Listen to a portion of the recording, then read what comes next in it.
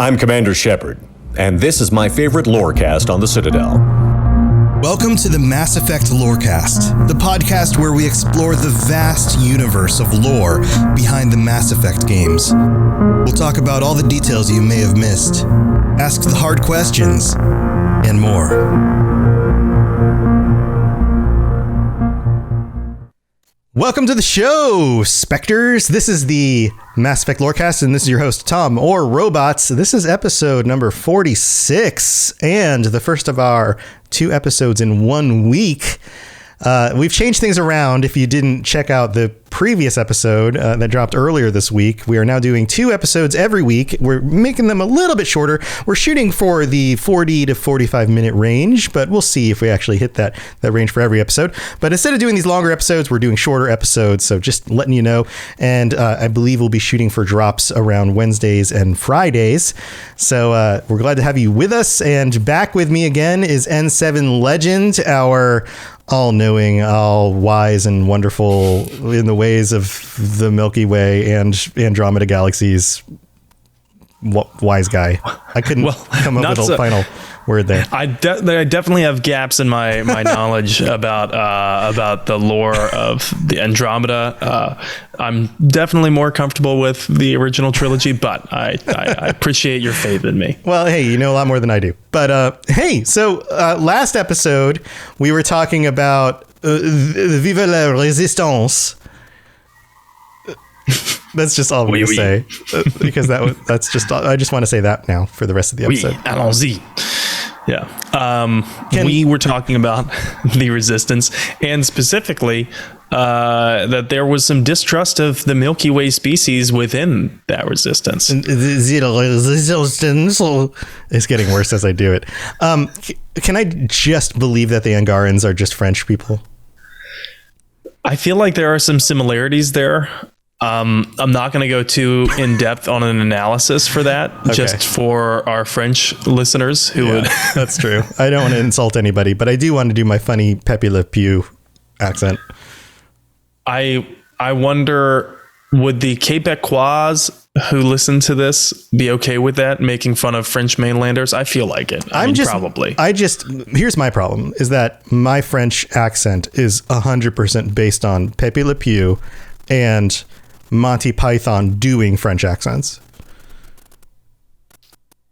It's just kind of an amalgamation of both. If ever there was a popular impression of a French accent, it's definitely that of an Englishman. Yeah, right. Anyway, so we're getting deeper into the Resistance. You teased on the last episode that there is an even more grumpy group. That is an accurate way to describe them. They're grumpy. They're distrustful. I don't know. Who are we talking about? You know, it's a little bit more extreme than that, but the distrust is a general theme that the player feels interacting with the Angaran Resistance for much of the game. For a huge portion of the game, the Angaran Resistance, even the people who are friendly and cooperating with you, they're questioning the initiative's motives.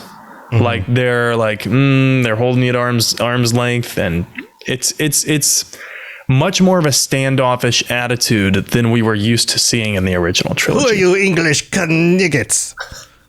Like that? What? Like that was Monty Python. Never mind. Go on. Well, I'm gonna have to brush up on my Monty Python. Sorry.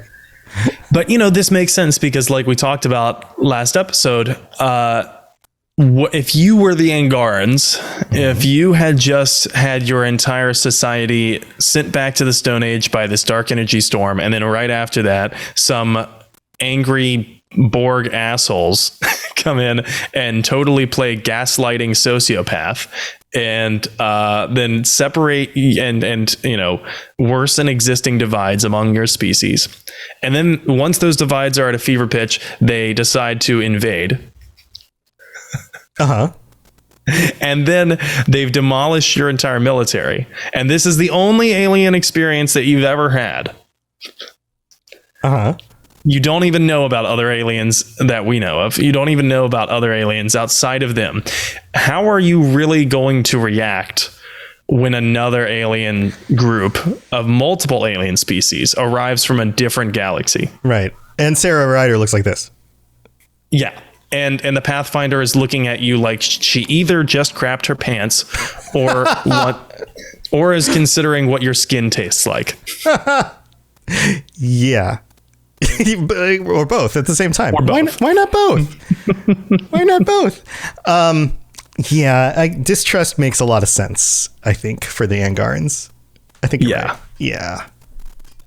And you know, it's not something, the distrust is not something entirely foreign to the player at this point if this player of Mass Effect has played the original trilogy, because we see the distrust of aliens in several places in the original trilogy. The Batarian hegemony, of course, is very insular. They don't trust other species. After having their butts handed to them on a silver platter by the Council, when the Council effectively chose to allow humanity to continue colonizing in the Skillian Verge, that resulted in them feeling like they were, ousted, that their input was not valued above humans. So they became insular. They distrusted other aliens, especially humans. And we run into that in the original trilogy. We also run into Krogans distrusting Solarians and Turians, and for good reason. You would probably distrust an alien species that sterilized your species, wouldn't you? Yeah, right. Yeah. Yes. I mean, there's a lot of reasons why the different races kind of distrust each other. I mean, you run into it all the time. All the time.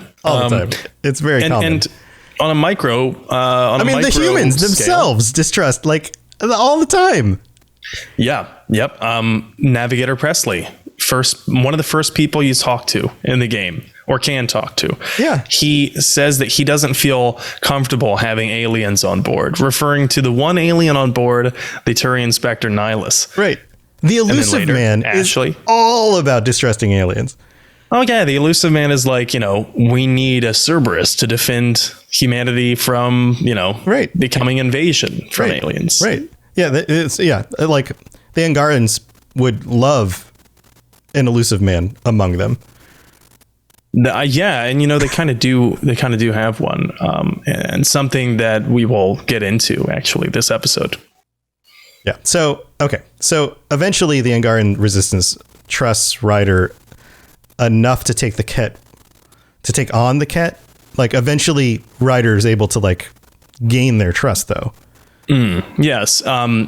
Yes, in principle, because eventually the Ket or the Angaran resistance agrees to go to war, basically, with the and serve as shield brothers, right, to Ryder and the initiative. Mm-hmm. But I have a couple questions about that topic.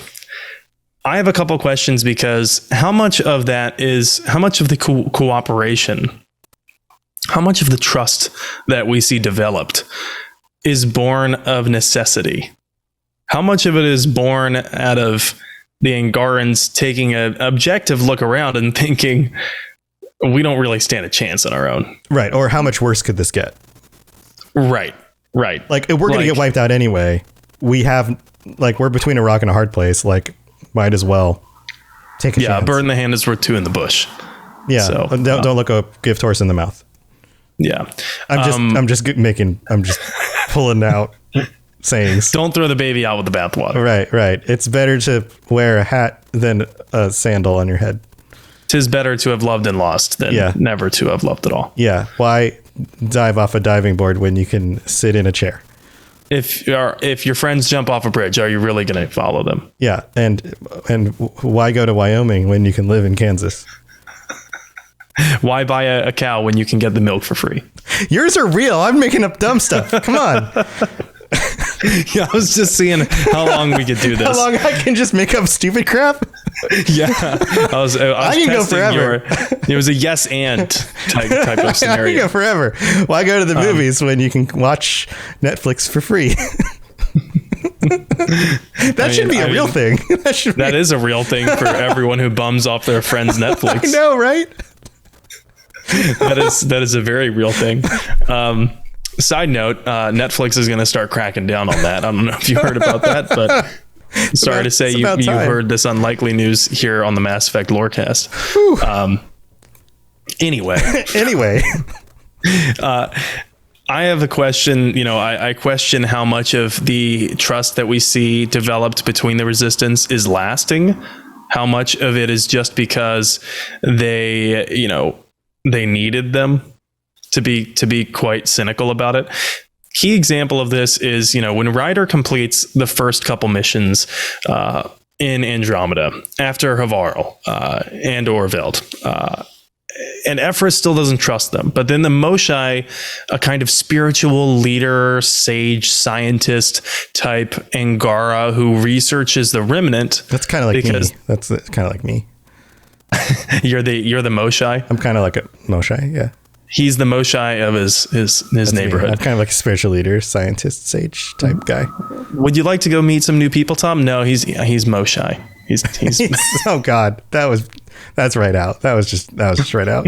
Are you sure you're not a dad? I don't know. I gotta have a conversation. Oh no! I gotta have a conversation with my partner. Oh God. Hey, honey. Is there something you need to tell me? I just started making dad jokes. My dad jokes have been off the wall today. My dad jokes are really, really good lately. I think we need to go to the pharmacy. Is there something you need to tell me? Yeah. But then the Moshae, this sage scientist person, Angara rather, who is researching the remnant to try to find this technological breakthrough that could help them restore to how they were before the Scourge. The Moshae gets taken. And who is one of the first groups that Ephraim calls for help? Well, it's the Initiative. He reaches out to the Initiative and then possibly learns about Ryder's connection with AI. Sam is the name of the AI. Mm-hmm. And he still accepts the help. This is a group, the Resistance being a group that is already on the fence about trusting the Initiative or not. And now they've learned that the Initiative and the Pathfinder primarily is placing a great deal of their trust in an AI that they cannot control. And he still accepts the help. So, I question whether or not, would he have accepted the help or even sought the help or even wanted to be friends if he didn't need it? Yeah, I don't think so. I think it's a he has no other option kind of thing. Strategic choice. There's no other option. You just don't. He's got nowhere else to go. There's no Yeah. I mean, the best time to negotiate with somebody is when they have no other options, Yeah, that's called leverage. It's called leverage. Art of the deal. Yeah, absolutely. But like he's got nothing else on the table. If he turns this down, then there's these everything will fail. Yeah. You might as well give up at that point. And if that's the basis of this tentative alliance, then does that mean it will disintegrate with the Keth incursion into the Helios having been defeated? Ultimately, I don't think it's that much of a spoiler, but Andromeda, you win, Keth die. But it doesn't mean the entire Keth Empire or Ket Empire is gone. But the Ket die. Their incursion into the Helios cluster has been eliminated with help from the Angaran resistance. Mm-hmm. What then? What then? Do the Angara just accept the fact that it seems like in this new governmental order of the Helios cluster that they are merely granted an ambassador to the Nexus? That they're just throwing the scraps? Are they just going to accept that? It's theirs. It's their cluster. Right. Right. They were born there. Right. So how long is that peace going to last? Without sounding too much like the Catalyst. And to what degree does, the enemy of my enemy was my friend, but now my enemy's gone, so they're just my enemy? Right. Well, on some level, there's the whole, you did come and help us when we needed it, so that does garner some goodwill. Right. But now there's a power vacuum. But, right. And there's the sense of like you're saying, don't we shouldn't we have some more control over this, being that this is our space? Yeah. Yeah, exactly. So yeah. Okay. So with this underlying level of distrust, even among the friendly Angara, does anything really ever come of it? Indeed, it does. I mean, in a retrospective kind of fashion. So to back up, there's a militant faction named the Roekaar who are formed. But this happens before the Nexus arrives, before the Milky Way factions arrive there. And they hate outsiders. The Roekaar hate outsiders. And really anyone that's not Angara, it seems. And it's not even limited to non-Angara. It's pretty much just, exclusive factions get more and more exclusive. That's just what they do. And they carry out attacks on the quote unquote new aliens that we referenced last episode. Mm-hmm. They are more extremist. They are the more extremist wing, I believe it's fair to say, of the Angaran resistance. And they were formed more or less because they thought the resistance and Ephra were too soft. But he was the badass that got everyone together. Yeah, well, they basically there was a different badass who wanted different, rules of engagement. Gotcha. And the arrival of the Milky Way species aboard the Nexus, it emboldens them. They already were xenophobic. And then, and for the reasons we mentioned about the Ket having been their only alien experience, and then look what happened. And so they were already extremely xenophobic and militant. And then the Nexus comes in, it emboldens them, it ignites their hatred of the other. And their motives kind of seem born out of fear and supremacy, very similar to Cerberus, Mm-hmm.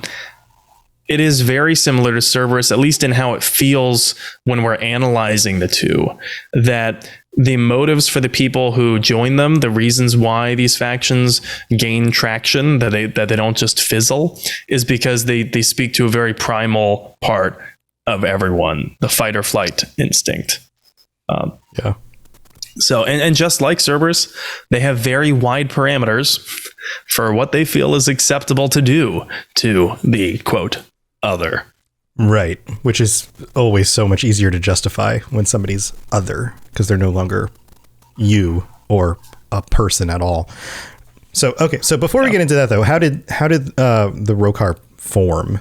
Was it when the Nexus arrived from the Milky Way? Yeah.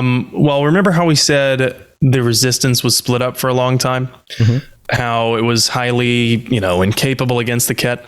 Well, this, along with what I imagine were terrible atrocities that some of the Angara witnessed in their war with the Ket, things that they had to endure, which alienated them, you could say. Are you sure? I'll take my leave. Alienated them from the resistance movements and continued once Ephra united them. And there was one Angara named Aksul who spent a year as a slave in a Ket labor camp. 1 year. Eventually, Aksul was freed. And he'd later go on to lead the more bitter, xenophobic Angara to form the Roekaar. We're not exactly sure on the timeline here, but we know it was before the Nexus got there. And we also understand that it was likely along the same lines as when his origins had become such that they were parallels of when they were splintered, if that makes sense. And we're not exactly sure of a lot of details here, but the ultimate goal of the Roekaar is to drive everyone who is not Angara out of the Helios cluster. Right. So they want all these other new aliens gone. Right. Yeah. So, okay. So what do we know about Aksul's background and what led him to this? Well, it turns out Aksul was captured and forced into the Ket labor camp. Like we said, he was a member of the resistance movement before then. Mm-hmm. And And Aksul studied under the Moshae along with the player's squad mate, Jal. So he wasn't just a warrior and someone willing to go to bat, but he was a student. He was someone willing to look into the nuances of this remnant technology in hopes of ultimately enlightening his species back to the point where they were. And according to the lore, Aksul was the better student of him and Jal. He was more brilliant, but his experience during the war made him bitter.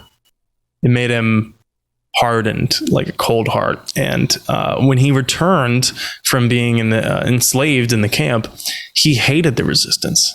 He resented them for not saving him, for not doing more, for not winning more battles, for not doing X, Y, and Z. And he no longer really gave a damn about unlocking the secrets of the remnant.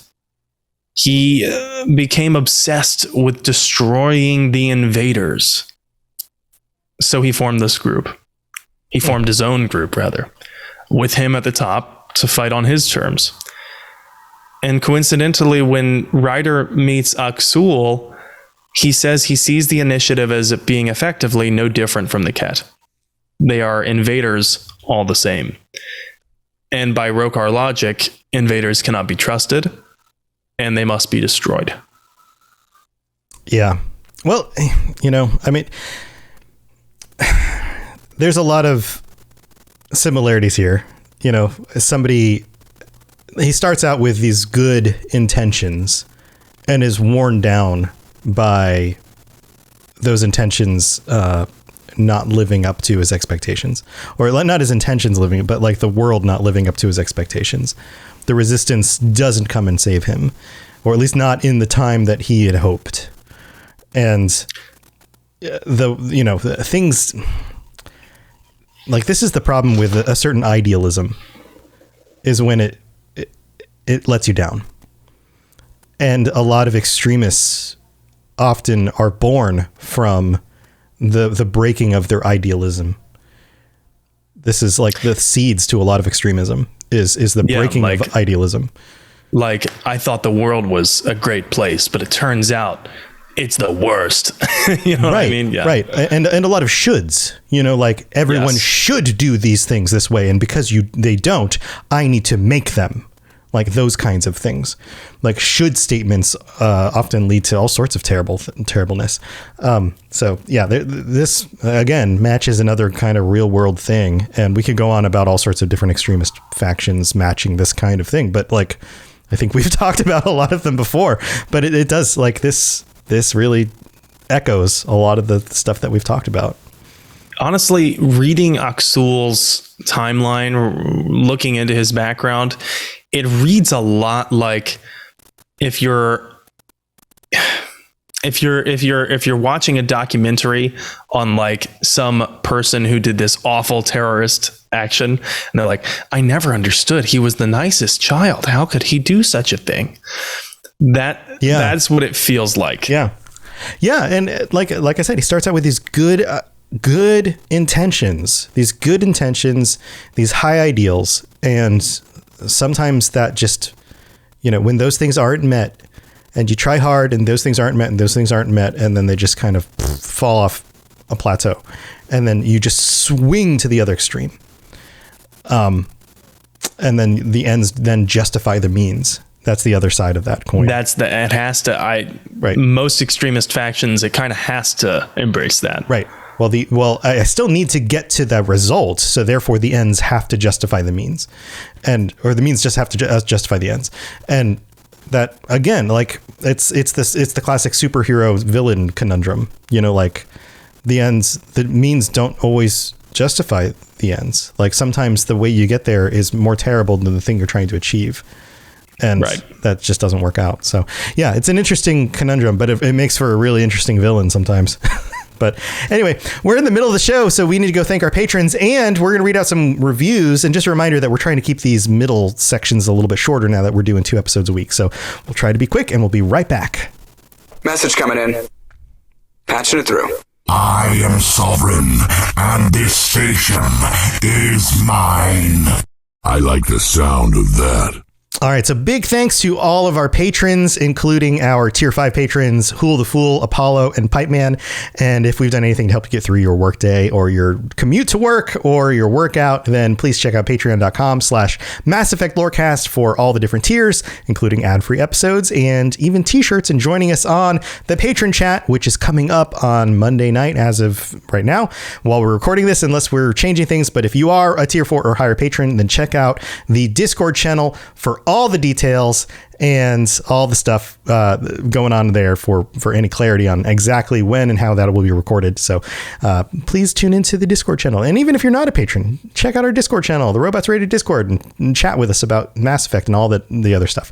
So that's where that's going on. We've got some new reviews. In fact, we've got one here from actually on Audible, which is another place that you can listen to the show.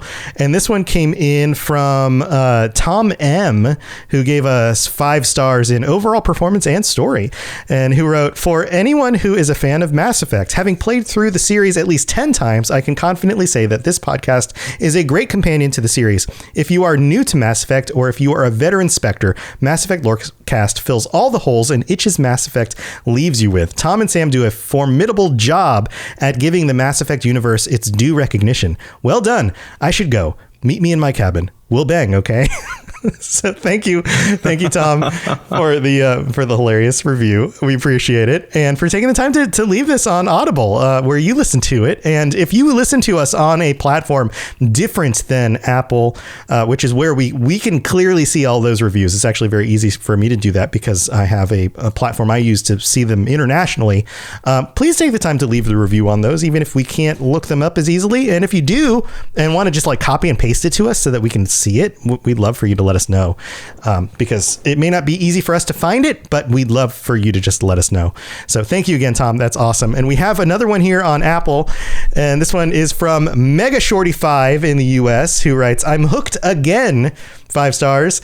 I started this podcast 2 months ago looking to see if I can re-spark my interest in the Mass Effect series. Seeing the high reviews on this Lorecast, I decided to give it a shot. Now I'm glad to call that one of my better decisions I've ever made." Wow, that's high praise. One of my not better decisions was eating pizza twice this week, and now I'm walking on a treadmill under my desk. Not right now, but more often this week.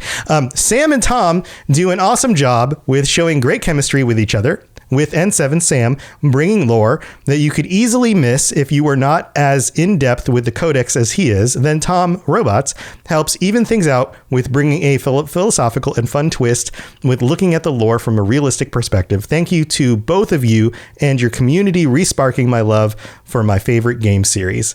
Mega Shorty, that was awesome. Thank you so much for your taking the time to leave us a review. And again, thank you to all of our patrons and everybody who takes time to leave us a review on Apple Podcasts or giving us a rating on Spotify. That's another place you can do that. And we're getting close to 200 reviews on Apple Podcasts. So if you guys want to take the time to drop us another one, a little review or a rating, we're up to about almost 200. That would be really cool to break that limit. But that would be awesome. Thank you again to all of you and all of our patrons. You guys are the best. Let's move on with the rest of the show. Spit it out, or are you trying to build suspense? You're so dense, sir. Obviously, I do not know as much about human relationships as I thought. All right, so we were talking about Axul. I want to say his name in a different way. That's not nice. Axul. So I hear you're an Axul. Oh man, what a tool. No, Axul, he basically becomes a Sith Lord. Wait, he gets a lightsaber?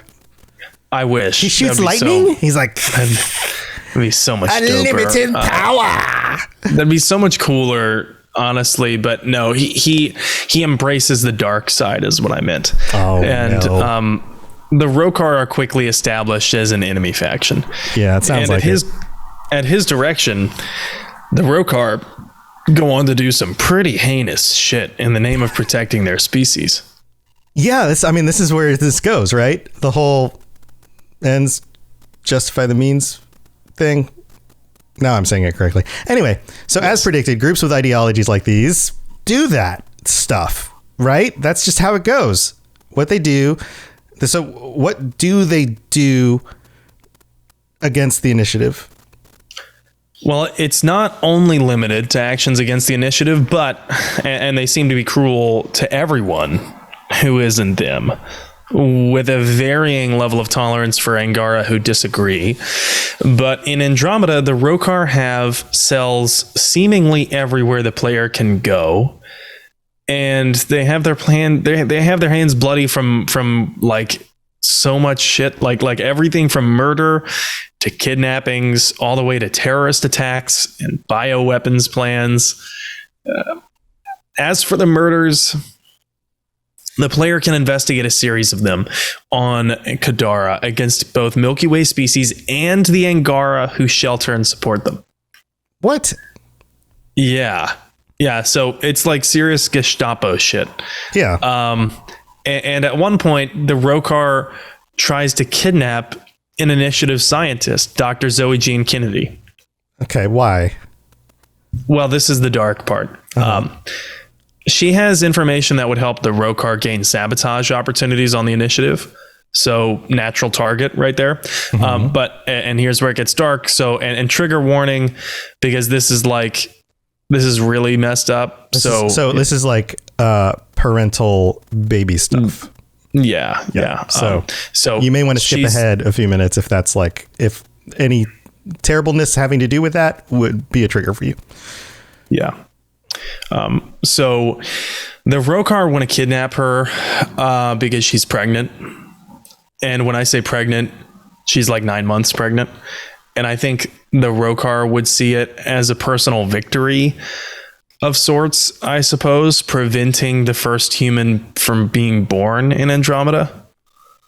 Or maybe secretly they're like wanting something even more heinous. Like they want to raise the human themselves to hate humans. You know what I mean? Right. Or get a infant to test on and use in some other crazy scientific way. Dark way. Yeah. So yeah, that's one of the reasons. And when I say pregnant, I mean she literally gives birth moments after the player defends her and kills the bad guys from coming to her. Yeah. So, there's also pregnant in Andromeda. Like we should probably discuss this because there's not that much time that passes from the time the Hyperion, the human arc, arrives in the Helios cluster. And forgive me, if there's someone out there who's really more of an expert of Andromeda lore than I am. I'm not that familiar with Andromeda, but from my understanding, she is well into her pregnancy in Andromeda. Not that much time passes after the Hyperion has arrived. And so was she pregnant when she was frozen? Yeah, it seems like one of those PSAs they put out, like, if you're planning to embark on the journey to Andromeda, please make sure that you have abstained from eating after midnight the night before and are also not pregnant or prone to migraines or, all of these things, right? Please do not have unprotected sex within 48 hours of disembarking on the Hyperion. Right. Like these are all the things that you should probably not do. Or please do not drink alcohol the day of embarking, probably a good idea. But yeah, don't freeze yourself drunk. That would be super weird to wake up and still be drunk. Woohoo! 600-year bender. Whoa, everything's still spinning. I've been drunk for 700 years, dude. Half of my brain cells are burned out. Sweet. He's just perma-drunk now. Wow. Yeah, and so I guess Dr. Kennedy would have had to have been, well along in her pregnancy by the time she was frozen. I'm not sure that's really a good idea for the pregnancy. Then again, I'm not the doctor. Maybe they did a lot of testing and they're just it totally is fine. Turns out you can freeze infants. It freezes every part of your body, including your reproductive organs and also fetuses inside your womb. And so it's totally fine, I guess. I don't think I want to know the testing that they did to get there. But seems weird. Fun fact though, her kid is named after David Anderson. i.e. Captain Anderson. Is the kid named Captain? I wish. No, named David Edward. Not Captain Edward. not the Cat, kid, but Captain. The kid enrolls in the military later on and becomes a captain. Is Captain Edward? Captain. That would be awesome. Captain. Hi, Captain. Yeah. Okay, so you mentioned, let's get back on track. You mentioned bioweapons. Terrorist attacks? Yeah. So yes. So the Roekaar capture a human on the note of bioweapons. The Roekaar capture a human who's sick with a disease that seems to be impacting multiple Milky Way species. Seems to be, I don't know if the right word for that would be zoonotic, because that's typically something that we use to describe a virus that might transfer between humans and animals. Right. I mean, we don't have to deal with multiple intelligent species ever. Like, that's not a thing. Right. But I guess regardless, it's a disease that's impacting, and it's contagious, and it's impacting multiple Milky Way species, and a human has it, and they capture this human, Ruth Becker. But curiously, the Angara seem to be immune. Not all that surprising, considering that they were created and evolved in a different galaxy, a completely different biosphere. Right. Yeah. But I think you see where this is going. So the Roekaar capture this human, and they experiment and try to figure out how to infect more members of the Andromeda Initiative. Right. To try to wipe them out. Thankfully, that fails. Yeah. I mean, it's totally a smart way to do it, though. Like, if they can create a biological agent that would affect everybody from the other galaxy and completely leave everybody from their galaxy alone, that would be the safest way to kill everyone. And it would, but it's also maniacal. It's yeah. Oh no, I'm not saying it's like a good thing, but like a bomb kills everybody. Right. A At virus would discriminate against targets. A virus would kill everybody that they want to kill, and none of the people they don't want to kill. So, yeah, until it evolves. Unless it does evolve.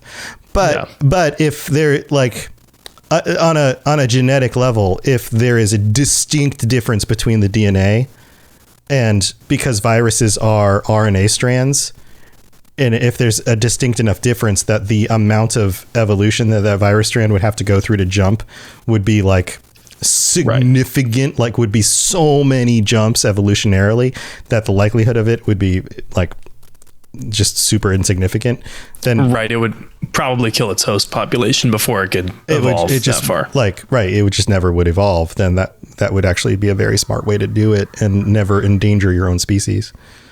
So yeah, the Roekaar are that maniacal, and they're willing to explore that option because they hate the outsiders that much. And they also, they look into other types of terroristic attacks. The Roekaar try to attack the Initiative colony on Eos. And the goal of that is twofold. Of course, the goal would be to kill the Initiative members, but it would also be, and of course, it would also be to instill fear, but it would also be to try to get the Initiative to retaliate. Because if they could get them to retaliate, then they could drum up more fear of the other amongst their own Angara population. And then subsequently, they'd have more justification for the Roekaar. And it could serve as the pretext for future operations. Mm-hmm. Yeah. So it doesn't work, thankfully. Yeah. Well, it does not work. And after the Eos attack fails, they conduct a false flag operation. And, funny timing, we're talking about false flag operations on the 21st of February, 2022. If you're curious what I mean by that, look up the news. But under Axul's command, the Roekaar try to blow up the literal birthplace of their civilization, the Forge is so it's called, using stolen explosives from the Initiative to try and frame the new aliens. Mm-hmm. So you say they try. I'm assuming this doesn't actually work. No, it doesn't work. It doesn't work. It's foiled once again by the player character, mm-hmm. and by Sarah with her big eyes. Yeah, Sarah with her she huge sees eyes. It all. without spoiling too much, that is like that exact false flag operation is kind of like the fever pitch that we mentioned, I think, in the previous episode, where there is this final confrontation between Aksul and Jal and Ryder can choose to intervene, or choose to really have the situation be approached whichever way Ryder would prefer. But no matter what, Ephra's still distrusting and dissatisfied after that exchange. So, yeah. So, two girls in chat says the Hyperion arc arrived 14 months after the Nexus, more than enough time to rekindle a frozen romance and be very pregnant. So, hey, well, there you go. Thank you for that quick research there. Two girls, one ship. So, yeah, I forgot, probably because I need to brush up on some Andromeda lore, that the Hyperion arrives after the Nexus, a considerable amount of time afterward. So good to know. Okay, so do we ever get a good look inside their mind as to like why they're or like how they're justifying these actions? A little bit. I'd say the closest the player gets is a series of manifestos that you can discover from a Roekaar member, and these are scattered, like across the cluster. They're not all in one place. But they read more like journal entries than they do manifestos. But they are kind of monologues in written form. And here's one. I would just like to read one because I think it sheds a decent amount of perspective on a Roekaar member's, thinking and an ideology. So here's one that the player can find. Quote, "How did our lives come to this? How could our ancestors let the Ket conquer our worlds so easily, and why do our present leaders fail to protect us now? Disunity destroys us from within, and our people have repeatedly failed to join forces when we needed them most.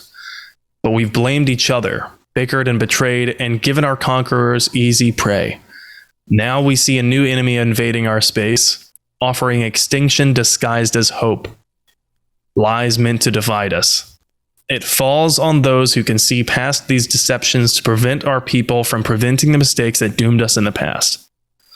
All Angara must become one to have any hope of defeating the evil forces surrounding us. This is the single belief of the Roekaar, and I feel its truth in my blood. Our cause is just." So I think that does a pretty good job of explaining their ideology. Right. And I think that some of the key words here are things like, I feel its truth. Yes. It's not about fact. It's about feeling that this is truth. Like especially this new enemy invading from space, offering extinction disguised as hope. Like, I don't have any evidence that they're going to wipe us out, but I feel it in my blood. Right. Based off of prior events that have no bearing. Based off of nothing other than just my own fear of them coming to wipe us out. I feel that this is the truth, though. Yeah. And it's key, I think, the underlying tone here is fear. Yes. It's always, it's fear. Right. It's 100% fear. Right. And did I mention this on the last episode that like, this is what humans do. This is the evolutionary response to things. We fear the worst and we hope for the best.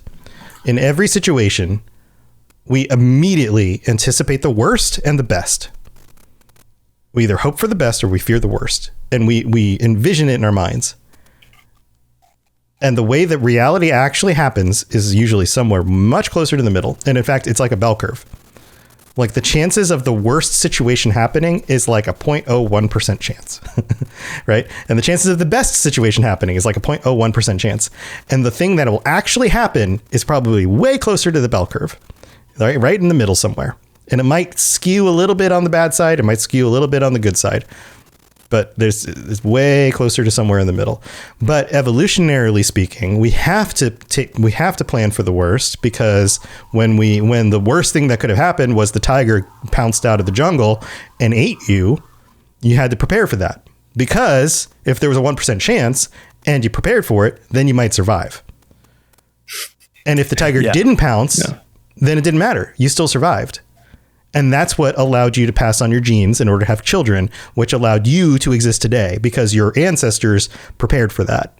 Right? Yeah. But in today's society, when the worst thing that could happen is not contingent on you surviving and passing on your genes, that leads to anxiety, and it leads to believing falsity. It leads to all sorts of things.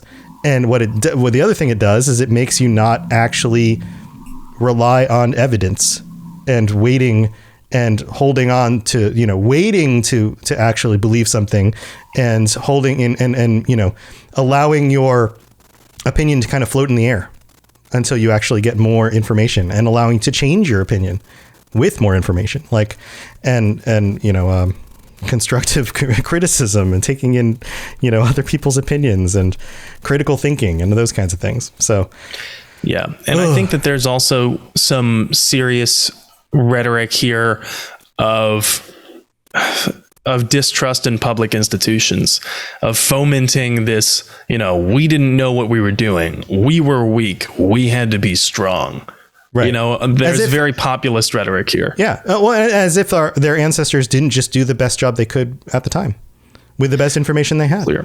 And I get the anger, and just for the record, I understand where they're coming from. Like, I can see why these Angara would feel like this, because, once bitten, twice shy, right? Absolutely. And they were bitten very hard. Absolutely. Absolutely. And you're going to be bitter.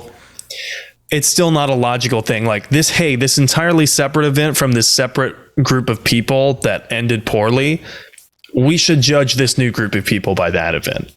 Right.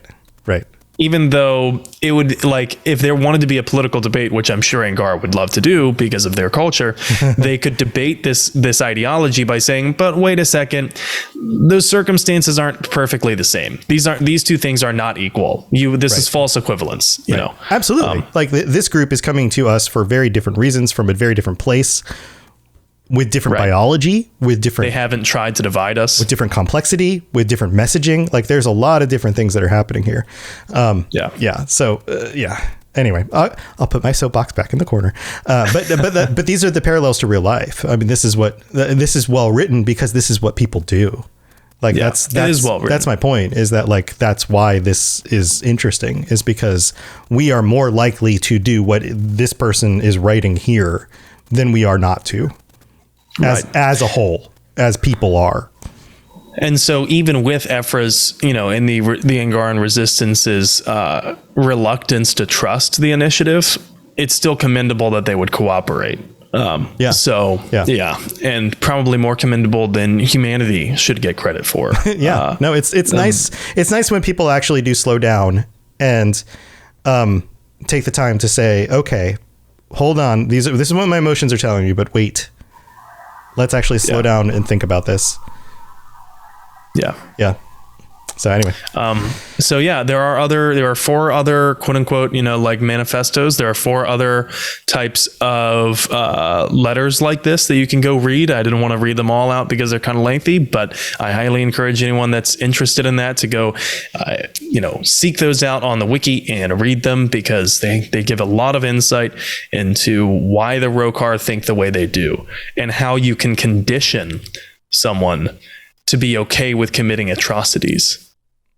Yeah, that's an important. Don't learn how to do that, though, for your own use. Yeah, what kind of sociopath would do that? Don't teach yourself how to do that using this. That would be a bad idea. Don't teach yourself how to become Axul. Okay, don't be an Axul.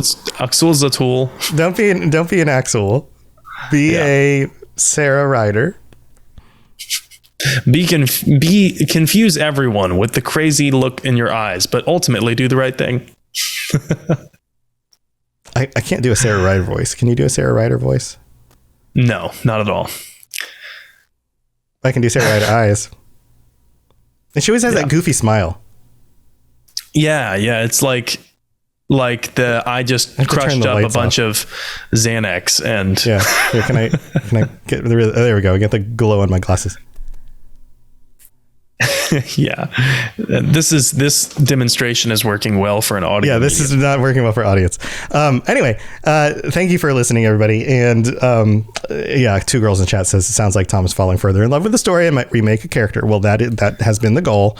Maybe we're getting closer to that goal. And if I can get past the Sarah Ryder face. Sam, you got anything going on you want to share before we head out? Yeah, I'm streaming every Saturday, Monday, and Thursday. Sassy Shepherd Saturdays. That is my continued FimShep playthrough. First FimShep playthrough ever of Mass Effect, the original trilogy. That one's going on Saturdays. First ever? Wait, you've played this game how many times, and this is your first FimShep ever? I didn't know that. First continued FimShep playthrough ever. Wow. Yep. Yeah. So yeah, I'm already noticing a lot of differences in gameplay. Then streaming that on Saturdays from 6 to 9 p.m. Eastern. Streaming on Mondays, that's kind of a rotating slew of games. Streaming on Thursdays, that's planning to be a throwback. Also possibly planning a second Mass Effect stream of the week. But you can find all those if you find me on Twitch at In7 The Legend. I'm also on Twitter, same handle. Cool. I like FemShip better. She's my Jennifer Hale knocks it out of the park. She's my go-to. Like she's like, yeah. You tell him, Shep. She's an amazing voice actress. Yeah, she's good. She's real good.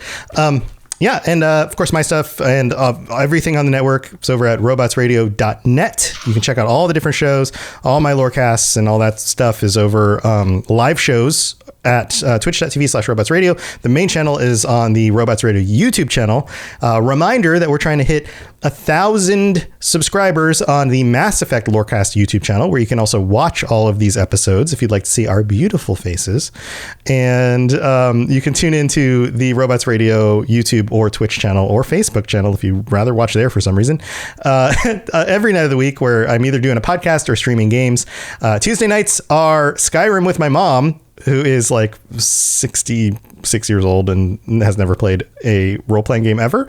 And she makes all the decisions while I do the controls. And it's hilarious because she's super cute. And then on Wednesday nights, I'm doing New Vegas with a 10 luck character. And other nights in the week are podcasts and other things. And who knows, maybe I'll even stream some during the day while I'm walking on my treadmill, which is weird to see somebody walk on a treadmill and also play games. But I've been playing a lot of Lost Ark. So let me know if you're playing Lost Ark, because that game's pretty freaking cool. But that's what I got going on. Thanks everybody for tuning in. We'll be back again next Monday with our patrons, having an awesome patron chat, most likely on Monday. But again, check the Discord for any updates on the time for that, or our Twitter account. And we'll see you next week. So stay safe in the galaxy. And I guess you've got plenty of time between the Nexus and whenever to get pregnant, if that's your thing. Also, make sure find out if you're a dad. Sam, bye everybody. Good luck. Thanks for tuning in to the Mass Effect Lorecast. We'd love to hear your opinion and thoughts on the lore of Mass Effect. Reach out to us on Twitter at Mass Effect Cast, or check out the Robots Radio Discord. Also, you can send us an email at masseffectlorecast@gmail.com.